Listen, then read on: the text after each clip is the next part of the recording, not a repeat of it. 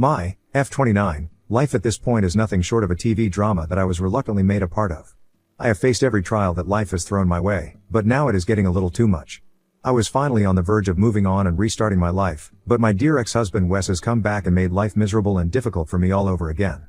I got married to my husband quite early when I was 21 years old, and he was 25. We were childhood sweethearts, and I always knew that he was the guy I wanted to spend my life with.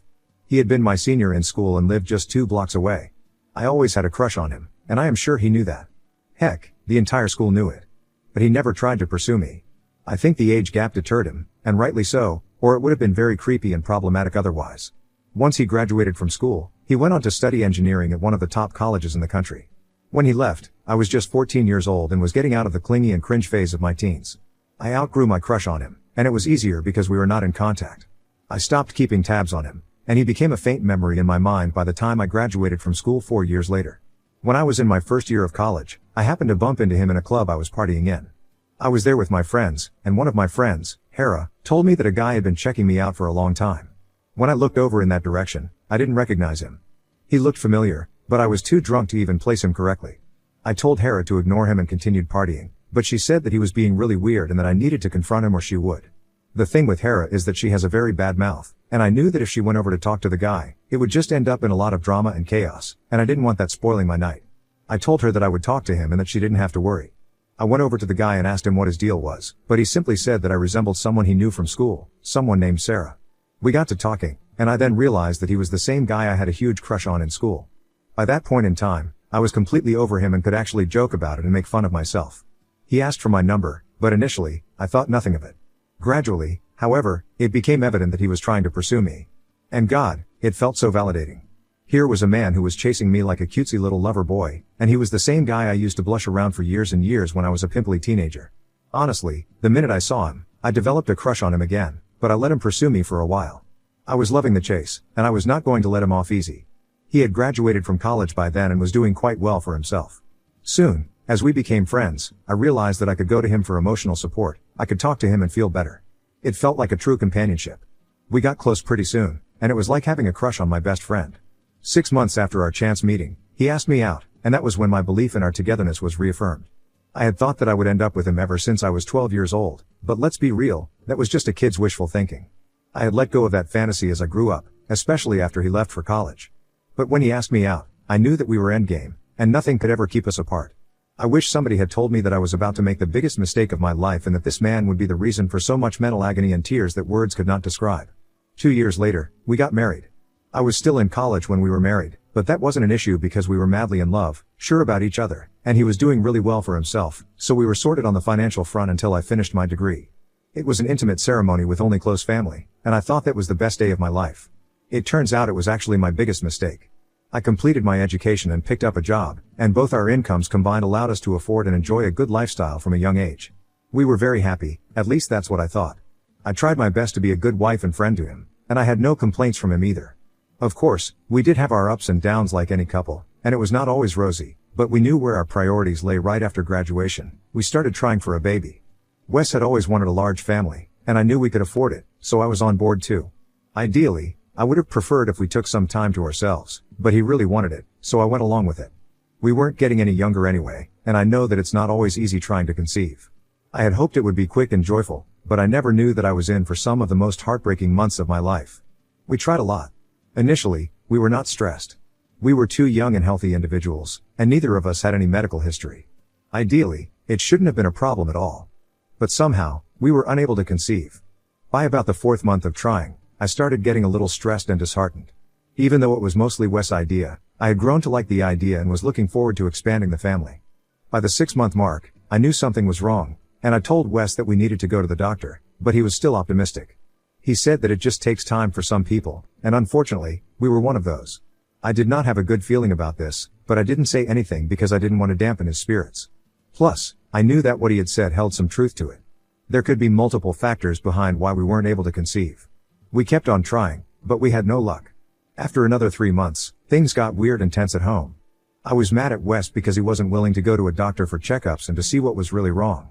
He was mad at me because he felt I was stressing out a lot, both because of work and because of this personal struggle, which was then having a poor impact on our chances of conception. Both of us were not willing to listen to each other, and it was like we had reached a stalemate. Ultimately, I decided, or rather, in hindsight, Wes manipulated me into quitting my job because he made enough for the both of us anyway so that I would be able to relax and just focus on the family. I was a fool for listening to him, but I did it nonetheless.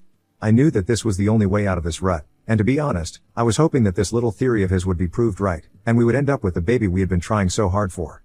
I quit my job, I did everything he asked me to, but it just did not work. I was getting frustrated, and so was he, and ultimately, both of us realized that we had no option other than going to a doctor and seeing what the issue was. We had to take multiple trips to the doctors and multiple tests, and at the end of it, we found out that I would never be able to conceive Wes kids naturally. It was a devastating blow to both of us. I was perfectly healthy and fertile otherwise, but we were just not a good match, unfortunately. Think Monica and Chandler from Friends, but the only difference was that I had absolutely no support from my husband, let alone support in the way Chandler stood with Monica. It was a trying time for us as a couple, and we took some distance from each other. He blamed me for being the one with the problem because he did not want to admit that it was something that no one could have anticipated and that if it was, in fact, a problem, both of us were equal parties to it. He was too misogynistic and regressive in his thinking to see the issue as it actually was, and it just created a lot of bitterness and resentment between us. We went for months without talking to each other. We weren't even roommates at that point because I had shifted to another room. All this tension took a huge toll on my mental health. Wes at least had work to escape to. I had nothing to look forward to. No baby, no job, and now a husband who didn't talk to me or who thought I was the problem and the reason why he wouldn't get his dream family. He had shown me literally every red flag, waved it in front of my eyes, and I should have taken them for what they were and left him back then. But I thought we could get through this and that it was just a rough patch. Despite being the one who was hurt more, I ended up taking the first step toward reconciliation. It took us a lot of therapy and counseling to get back together in a solid and loving partnership. In our sessions with the counselor, a lot of unresolved feelings came to the surface from both of our sides, and a lot of harsh words were spoken. It wasn't just him who was being hurtful. I was mean and nasty as well. We were both just suffering, and instead of dealing with this together like partners, we were involved in a perpetual blame game, and were just not willing to see the situation for what it actually was. Our therapist, however, was a godsend, and slowly but surely, things started looking better. I thought that the worst was finally over and that we could now start looking towards the future, but I just didn't realize how wrong I was, and the reason for his changed behavior was something else entirely. I was too blind and too in love to see the signs for what they were, and I just allowed this man to walk all over me and break me in ways I hadn't even conjured in my worst nightmares. Like I said, things got better in a few months after therapy, and we started going back to normal. I had picked up a new job, and while it didn't pay as much as the previous one, it was still good, and it kept me occupied.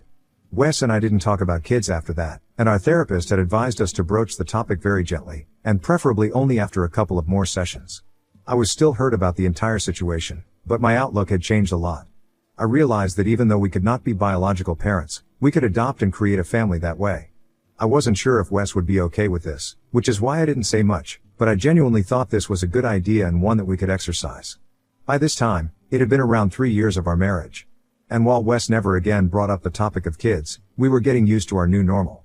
However, a year later, I got the biggest blow of my life. COVID had just started, and in the initial stages, we were all worried about what the disease was, and we were just locked in at home. Both Wes and I were working from home, and at that point, there was so much uncertainty that nobody knew when things would get normal again.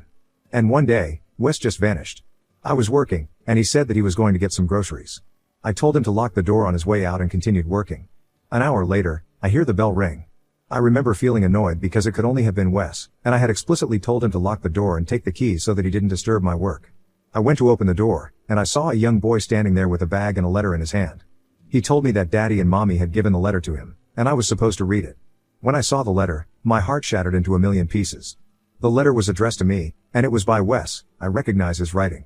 It basically said that this was his son, and he had been having an affair since we were trying to conceive because there was an emotional disconnect and distance between us that he just could not bridge. It started out as something purely physical, but when he got to know that I would never be able to be a mother to his child, something inside him flipped. And it was at that time that his affair partner got pregnant. So he thought that this was divine intervention and that he was meant to have the baby, and he and his affair partner went ahead with it. However, he says that it was getting unbearable for her and him to stay away, and that he was leaving with her, but leaving their child with me. When I first read it, it felt as though someone had pranked me. But at the exact same time, my phone buzzed, and I got the same message in the form of a text from him, verbatim. So I knew this was not a prank. I tried calling him, but he didn't pick up my calls and texted me that he would not be coming back, and would neither be talking to me. I just could not believe what had happened to me in a matter of minutes. He had gone to take groceries, and now he had left me with a 2-year-old kid? I rushed to our room and checked every drawer and closet, and I saw most of his important and sentimental items were gone. Most of his clothes were there, but he had taken enough for sustenance and survival. My head was reeling, and I sank to the floor crying, and I saw the little boy, whose name I did not even know, come to me with his little blue water bottle, and offer me water. I don't know why, but I could not feel anything but love and pity for the kid. I should have felt rage. He was the embodiment of my husband's infidelity. I should have felt disgust because he was the reason my family broke down. And I should have felt fear because here was a kid that I was now suddenly responsible for, and I was not mentally prepared to take on this responsibility, but I did not feel all those things. I just felt bad for him. He had been abandoned by the two people who were supposed to love him the most. I asked him what his name was, and he said it was Noah. I think I did not have a lot of time to grieve because I knew that I had to do something about him. Putting him up for adoption was not an option because I know how the adoption system works, and it would have just ruined his life. I could try and reach out to his family, but I didn't even know who they were, or I could adopt him. I decided that I would try and look for his family. Until the time I don't find them, I'll take care of him. The next few days went in a blur. Both he and I were getting used to this new reality, but the best thing about this was that he was a very easy kid. In the sense that he was very friendly and wasn't suspicious of me, and didn't rebel or ignore me either. I think I was the one who was more suspicious of him, even though it wasn't his fault. He was the one who was caught in the crossfire for no fault of his, quite like me, and maybe that was also why I couldn't bring myself to hate him or be angry at him. 2 weeks after the revelation, I got divorce papers in the mail. They were signed by Wes. I didn't waste any time, contacted my lawyer, and got done with it because I had much more important things to take care of. For the next 6 months, I tried everything to get hold of Noah's family. I even tried reaching out to Wes, and made my lawyer do it too, but I just couldn't find any trace of them. I tried asking around in Wes' office, but they had no idea whatsoever. And in all this time, I slowly but surely got attached to Noah. He became the light of my life. I had never felt happier than I did when I was with him. I just loved the little guy so much, and it felt as though he really was my son. He even called me Mama, and I didn't stop him. I was there for him when he had his nightmares. I taught him how to tie his shoelaces. I put up his drawings on my fridge. We were a little family, and it took me some time to realize that we were a family. When after 6 to 7 months, I could not get hold of any biological relative of his, I decided to legally adopt him. I had thought that it would have been a problem, but, thankfully, my lawyer was great and the paperwork happened seamlessly. I had Wes' texts and note with me, and I was honest about the entire situation. They said that since this was a case of abandonment of the child, the adoption would pass through easily, and it did. I became his mother officially, even though I think I had become his mother when the first time I saw him. I knew that I didn't have it in me to abandon the child and leave him to fend for himself. That was just not me. And since then, it has been the two of us. He is 6 years old now and goes to school. He has made a few friends, which I was sure he would, especially since he is such a social and funny little guy. I have been doing pretty well for myself, so the finances are no issue at all. My parents are a little miffed with me for taking in my ex's affair child, but they don't say much because they know I am really attached to Noah. Life was going well, and I had adjusted to the new reality and was even enjoying it, when everything came crashing down. Last week, I had a visitor. It was Wes. When I opened the door, I couldn't believe my eyes. I should have slammed the door in his face right then, but I was too startled to give a reaction. The only thing I'm thankful about is that Noah was in school at that point in time, or else it would have gotten really messy. Wes said that he wanted to talk to me and just pushed the door open and made himself welcome. It took me a solid minute to gather my thoughts, and I asked him to leave my house, or I would press charges. He said that I didn't need to overreact so much and that he was just here to see his son and take him back. I looked at him as if he were nuts. I told him that he did not have a son and that he had relinquished all rights to the kid when he and his mistress abandoned him at my doorstep. He asked me where Noah was, but I didn't say anything. I didn't want to give out any information to him, and I was feeling scared, to be honest. I didn't answer any questions at all because I didn't want him to know that I still had Noah and had legally adopted him. He said that he had given me his son to take care of, not to put into the system. That was when I realized that he thought I had probably handed over Noah to the authorities. I allowed him to think that way and didn't correct him, because honestly, why should I? The less he knows, the better it is for me. I told him that I had no idea what he was talking about and that if he ever tried to get in touch with me again, I would go ahead and press charges. He left without a fuss, but I know this is not over. And now I have to pick Noah up from school, and I am worried that he is going to follow me and find out. I am too scared, and I cannot lose my son. Update 1. This is a small update, guys. My hunch was right. He was waiting around the corner for me to leave so that he could follow me. I called up one of my colleagues from work and asked her if she could pick Noah up from school. Her daughter is in the same class as him. She said okay and asked me if there was something wrong. I told her that I would give her the details later. I just don't want him following me around or finding out where Noah studies. I don't trust this man at all. She picked Noah up, and he was with her for a while, and I'm going to go pick him up from her place now. I can't see Wes' car, so I think he has left. I just hope he doesn't come back, but I know deep down that this isn't over. I just hope I can save my kid and myself from his entitled ass because I cannot afford to lose Noah. He is everything to me. Update 2. I am sorry for the delay in the update, but a lot has been happening, and I wasn't in the right state of mind. The day Wes came home, I was genuinely very scared. I got Noah home at night and told him that he had to be very careful and not talk to any strangers at all. He got a little frightened, but we got through it. I also spoke to my lawyer and asked him if Wes had any legal standing with regard to Noah, and he said that Wes could legally not take him away from me, but if he was showing dangerous behavior, I could get a restraining order against him. I don't have much against him right now, so I have to wait this out. A week after that, on a Sunday to be exact, Wes came home again. I tried to keep him out with all my might, but he barged in and made his way through and started calling for Noah. God bless my sweet, smart child, he just did not come out of his room. Wes then broke down crying and said that he wanted to meet his son just once and that he would leave me alone. I told him that he was not his son anymore, and he had no choice but to leave me alone because if he didn't leave the premises, I would call the police. That made him panic a little, and he begged me to just hear him out. He tried really hard to turn his infidelity and the subsequent karma that he got for it into a heart-wrenching sob story, but I was having none of it. I had no love for this man anymore, and nothing that he would say could make me feel sorry for him. He said that because of our fertility struggles, he started an affair with a woman, and when she got pregnant with his kid, he felt that it was something that was just meant to be. But because he loved me a lot, he could not leave me for her, despite knowing that I couldn't give him the family that he wanted. And then, during COVID, when he left, it was because his affair partner was pregnant again. She said that she did not want 2 kids, and according to Wes, the best course of action was to have 1 kid with each woman that he loved. I looked at him in disbelief because I had never heard anything as idiotic as this before.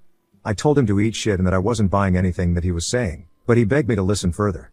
He had another son with that woman and married her too, but soon after, they met with an accident. It was his fault, he was driving drunk, and he had his son with him, and the son met with a major accident because of his reckless behavior. Wes faced injuries too, and now he can never have children of his own again. The affair partner, then wife, was furious with him, naturally so, and I don't blame her one bit for this, and she left him. The kid is fine now, but she has full custody of him, and he has no visitation, and he won't ever be able to change that because he was the one who endangered the life of the kid. So now, all his dreams of having a big family have come crashing down, and the only way that he can have a child and experience true fatherhood, and by that, he means biological fatherhood, is if I allow him in Noah's life. He thought that this little story of his would move me to tears, and I would go running to wipe his tears and be his shoulder to cry on. I told him to get lost because he got this upon himself. I told him that he needed psychological help because clearly, he isn't cut out to be a father, and I said God did a favor to humanity by making him infertile. I told him that he had 2 existing children, and he had failed both of them. One he abandoned because he couldn't handle or manage 2 children, and the other one he almost killed because he had no control or sense of responsibility. I told him that he did not gift me Noah because he felt bad for me because that was a bullshit explanation and even he knew it. He abandoned Noah because the reality of raising 2 young children was giving him cold feet. I told him that both he and his now ex-wife sucked because they left a 2-year-old to fend for himself, and God had a special place reserved in hell for him. He was crying by the end and said that he deserved every single insult that I was hurling at him and that he would do anything to prove himself to me, but he just wanted another chance with his son. I told him that he was delusional if he thought I was going to let him come anywhere near me or my son again, and that the only suitable place for him at this point was a mental asylum. I had to literally shove him out of my house, but I am glad he is gone. Right after he left, I went to check on Noah. He was scared, but I sat with him, and now he's feeling better. I have spoken to my lawyer, and he says that now I have enough testimony to get an actual restraining order against Wes, and that is what I will be doing. He is deranged, and I am not going to endanger my family because a grown man can't deal with the consequences of his own actions. Hopefully, I will not have a reason to update anymore. Please pray for the safety of my family.